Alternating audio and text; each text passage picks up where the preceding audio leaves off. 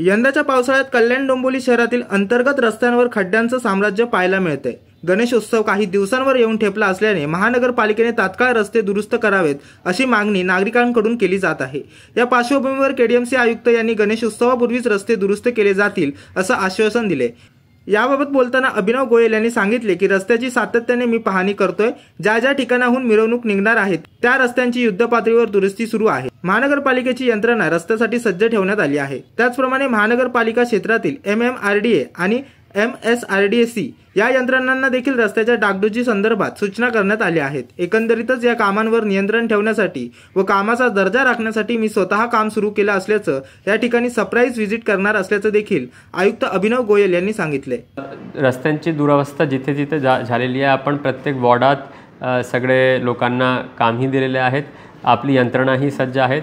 आजही मी पाहणी करून आलो। मागच्या 2-3 दिवसापूर्वी मी पाहणी केलेली आहे। विशेष करून जिथे जिथून मिरवणूक निघणार असेही काही रस्ते जर खराब असतील तर तेही गणेशोत्सवाच्या अगोदर आम्ही पूर्णपणे दुरुस्त करून घेणार आहोत।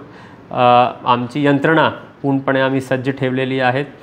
काही ठिकाणी कोल्ड मिक्स, काही ठिकाणी डांबरची लेअर आणि जिथे जसे गरज पडेल तसे आपल्याला दुरुस्ती करायचे।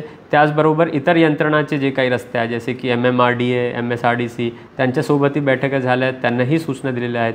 त्यांचेही अधिकारी आज फील्डवर आमच्यासोबत होते आणि मीही आता शक्यतो दररोज किंवा एक दिवसात 8 फील्डवर जाऊन पाहणी करत जाणार।